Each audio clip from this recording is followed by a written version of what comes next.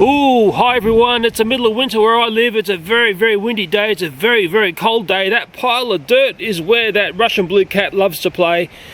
But my wife has made a very disturbing discovery in that white tub there. Do you remember what that white tub was from? Something very, very tragic has happened inside there. But before we take a look in there, I've got to take a look down in the garage. Well, I better put a warning up. This video may disturb some viewers, but it also may educate others. It all depends on how mature you are. Oh yes, I love the sound of a rubber chicken in the morning. There we go, I'm feeling a lot better now. This video is about rat traps and mice traps, and I was going to stray onto this topic, but ended up they are stray cats. I basically cleaned up the bulk of what we had under our house. There are all different sorts of traps and everything, as I found out. There's some humane ones, there's others which are not humane. There's ones like this. Oh, see how effective they are? There are ones like this which sort of capture the rodent by the neck and put a rubber band very tightly around its neck. I'd hate to be caught up in that. But hey, rodents can be very dangerous and they can actually cause a lot of damage. This is a humane trap here where it looks like it traps them. Okay, and then you can go and release them. A lot of people are into those sorts of traps, but the ones that I've found most effective for smaller rodents, that I'm saying like mice around the house, is a trap like this. They are very sensitive and it takes next to nothing to set these off, as you can see. But the problem I've had with these traps here is I've actually ended up catching leaf-tailed geckos who've come in for the bait, and quite often it's been peanut butter in there. And it's quite distressing when you see something trapped in these that shouldn't be inside them. Of course, there's the poisons as well. I'm not really that keen on these. Once again, I just feel like that sometimes other animals can get into this, and who knows where the rodent ends up dying. I have had success with these bigger traps, as you can see. They are good once you set them up to be very, very sensitive. I have seen so often larger rodents will just basically keep eating the food off those and escaping, and they can be very tricky to set up.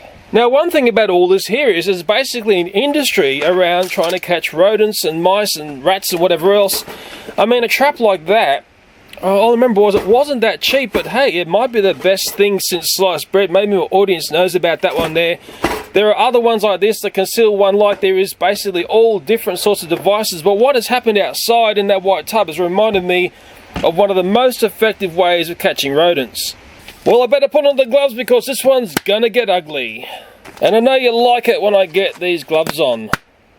Okay, as you can see, it's an extremely windy day. Sorry for the microphone horrible noise.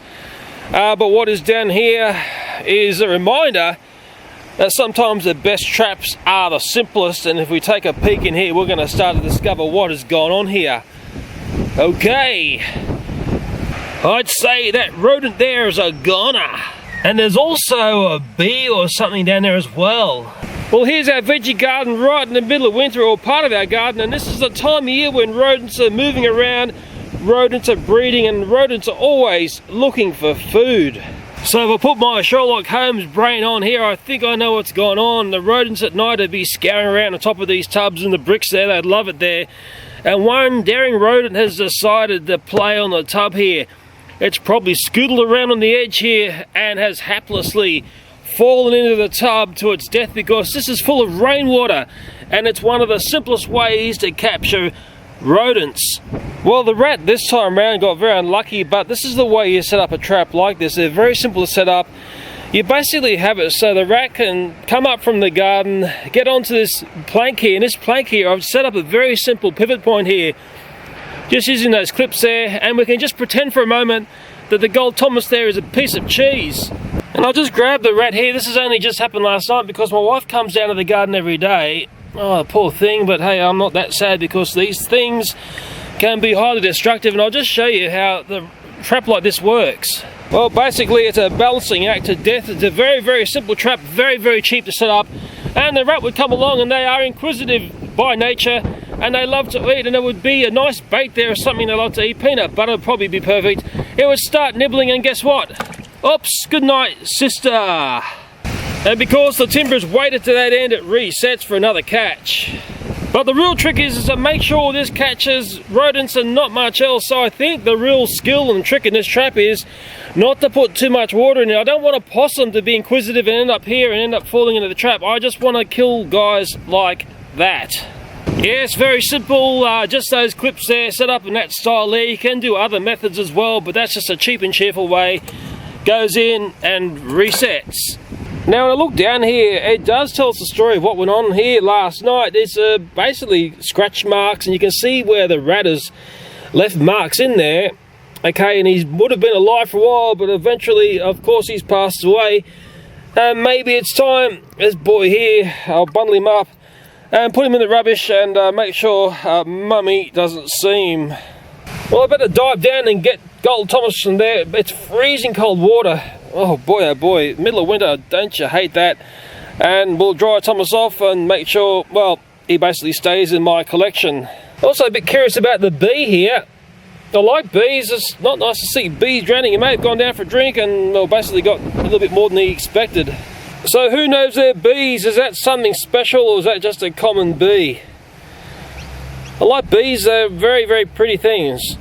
Actually, a bit curious about this rodent here. I wonder if it's male or female. Just excuse me, Thomas, give you the flick for a second.